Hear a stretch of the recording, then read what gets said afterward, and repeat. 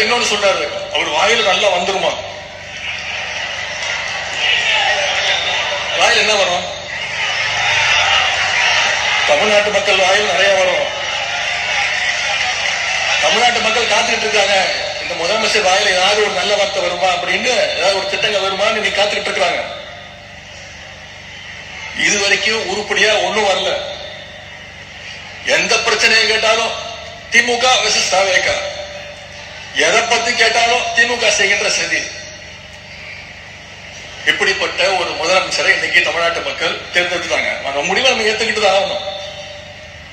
அது மட்டும் இல்ல, தூரசக்தி, போரசக்தி, பாரசக்தின்னு நம்முடைய திரைப்பட இயக்குனர் திரு டி ராஜேந்தர் மாதிரி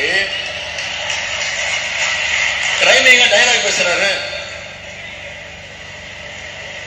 திமுகவுக்கு வயசு 75, பவள விழா ஆண்டு தாண்டி போயிட்டு இருக்கிறோம். திமுக நாங்க பார்க்காத வெற்றியும் கிடையாது, நாங்க பார்க்காத தோல்வியும் கிடையாது.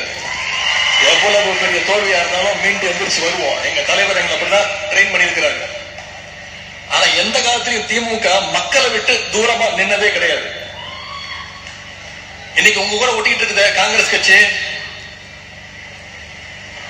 1976ஆம் ஆண்டு எமர்ஜென்சி கொண்டு வந்துச்சு தமிழ்நாட்டில். அப்ப தமிழ்நாட்டில் திமுக ஆட்சி, கலைஞர் தான் முதலமைச்சர். அப்ப எங்க ஆட்சியே போனாலும் பரவாயில்ல, எமர்ஜென்சியை எதிர்ப்போன்னு மக்கள் கூட நின்ன கழகம் திராவிட முன்னேற்ற கழகம். என்னைக்கும் மக்களை விட்டு தூரமா பயந்து பார்த்து யாருக்கும் பயந்து ஓடுற கூட்டம் கிடையாது நம்முடைய திமுக. பயங்கிறது உடன்பிறப்பினுடைய பிளட்லயே பயங்கர வார்த்தையே கிடையாது. இன்னும் கொஞ்ச நாள்ல மக்கள் பார்க்க போறாங்க, யார் தூரமா நிக்க போறது, யார் ஓட போறது அப்படிங்கறத மக்கள் விரைவில் தெரிஞ்சுப்பாங்க. இப்பதான் 25 நாள் தான் ஆச்சு. இன்னைக்கு ஒரு அரசு விழாவில், தமிழ்நாட்டு அரசு விழாவில் தமிழ் தாய் வாழ்த்து 3வது இடத்துக்கு போயிருச்சு. இத ஓரமா நின்று வேடிக்கை பார்த்தது யாரு?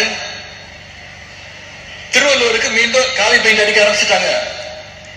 இத பத்தி பேசுறதுக்கு வக்கு இல்லாம பயந்தாங்கோலியா இன்னைக்கு ஓரமா நின்று வேடிக்கை பார்த்துட்டு இருக்கிறது யாரு? இன்னைக்கு கர்நாடகா முதலமைச்சர் திரு டி கே சிவகுமார் அவர்கள் சொல்றாரு, இப்ப நாள் திமுக ஆட்சியில் இருந்தது, அதனால மேகதாது அணையை பத்தி நம்மளால பேச முடியாம இருந்துச்சு. இன்னைக்கு திமுக ஆட்சி விட்டு போயிடுச்சு, இனிமே நமக்கு கவலை கிடையாது, மேகதாது அணையை கட்டுவோம் அப்படின்னு சொல்லும் போது அதை பத்தி எதிர்த்து குரல் கொடுக்க கூடாத ஒரு வக்கு இல்லாத ஆட்சி இன்னைக்கு யாரு நின்று வேடிக்கை பார்த்துட்டு இருக்கிறது?